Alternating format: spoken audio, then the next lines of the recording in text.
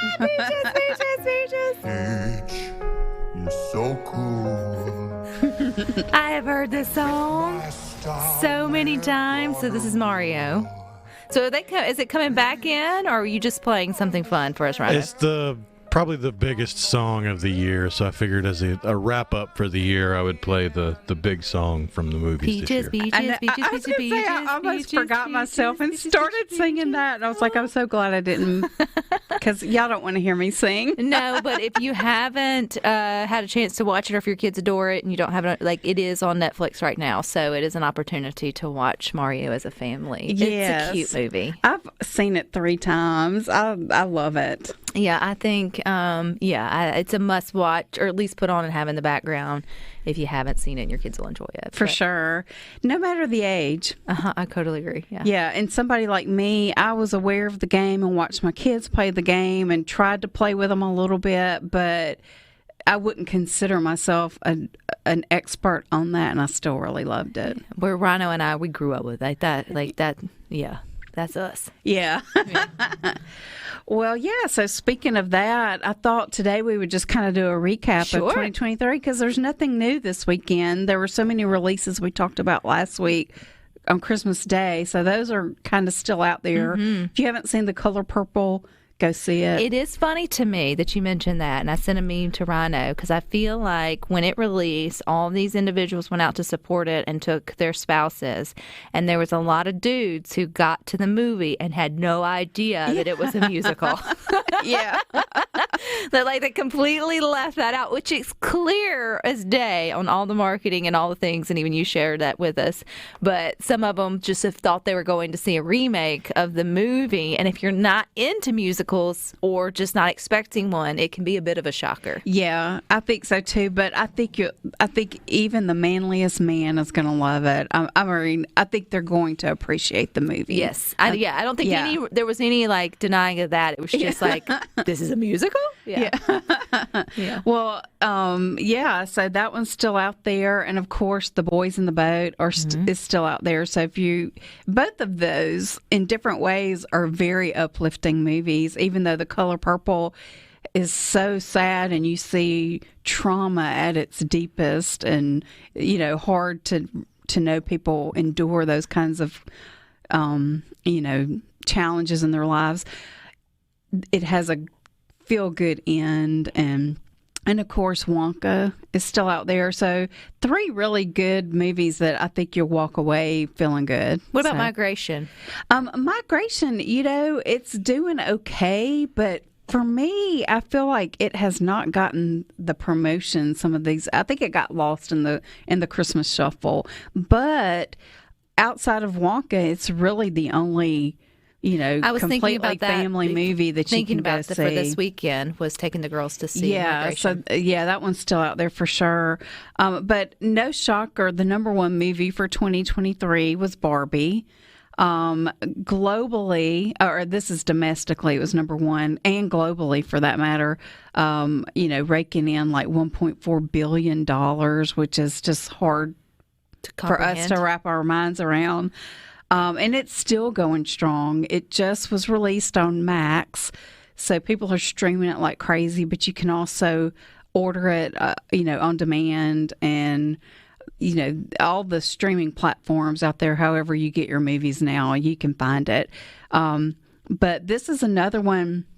I've heard a lot of kids have gone to see it, and people are seeing it over and over. Now, there are a couple of scenes I don't know that I would want my child to see, but, if you go screen it first, you would know when maybe they need to be distracted or, Fast forward. And a lot of the humor, kind of like when I was a kid and I watched Grease a million times. Now I watch it and I'm like, how in the world did my parents let my little girl self watch that? But it goes over your head. And same thing with Barbie. A lot of the humor's going to fly right over. And then number 2, Super Mario Brothers movie. So we aren't the only ones that loved it. It was right there in the middle between Barbie and Spider-Verse, Across the Spider-Verse. So 2 animated movies did very well this year. And then Guardians of the Galaxy was probably the only superhero movie that was considered a success, even though there's others that were in the top 10 for the year. This is the one that made back its money plus more. And then next we have Oppenheimer. Now, it was number 5, in the United States, but worldwide it was actually number 3. And Super Mario was number 2 worldwide. So it's streaming now. Is it streaming now, Oppenheimer? I think it is. I've seen it. I was at home for Christmas and I saw it on my dad's dial. I've been waiting on you could order it. Yeah. It's Rhino's shaking his head, so it is streaming. Yeah, it's definitely, the interesting thing is these movies are all, except for, the top 3 global movies, Barbie, Super Mario, and Oppenheimer, were all kind of originals, maybe based on characters or toys that we're familiar with, or real people, but they're new, like they're not sequels, new original movies. So that's always fun.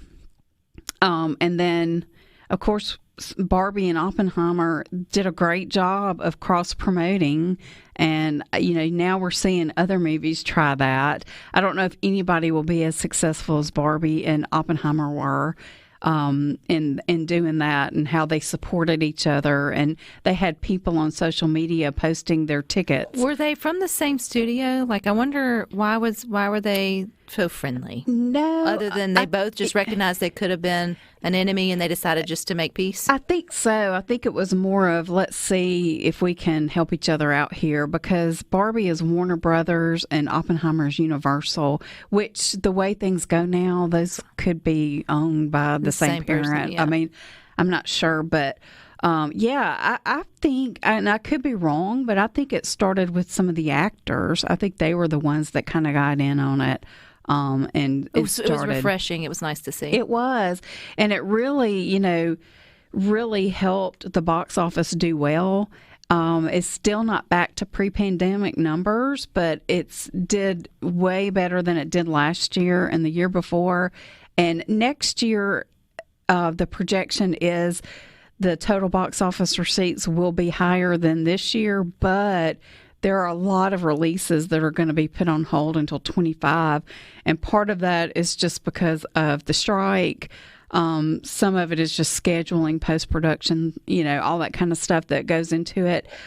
So they're really, the experts out there that study this say 2025 is going to be the year that we're going to see big box office.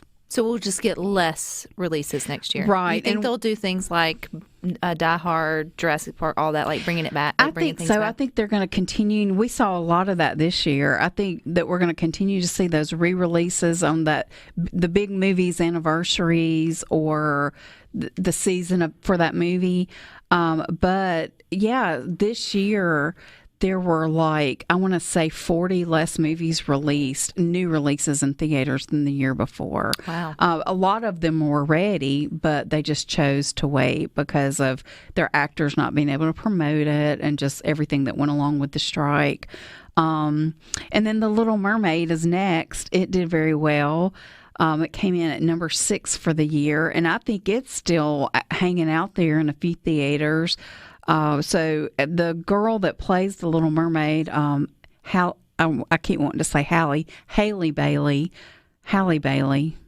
Why am I getting confused? I'm not sure. But I think it's Halle Bailey. That doesn't sound Rhino's right. looking. Thank Halle you. Bailey. Halle Bailey. I was like, I don't know. I'm thinking of Halle Berry. And anyway, she is also in The Color Purple, and she is fantastic in that movie.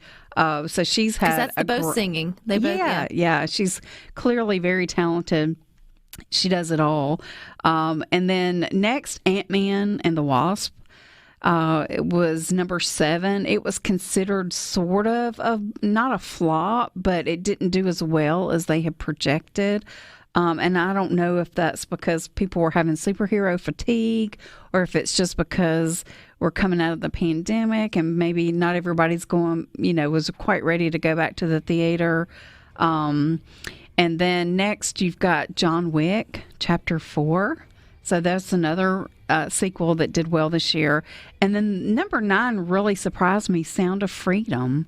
That was one of those that was word of mouth. People went to see it because it was sort of it was a faith-based film about somebody who was intervening and trying to stop trafficking. And then rounding out the top 10 for the year and still going strong is Taylor Swift, the Eras Tour.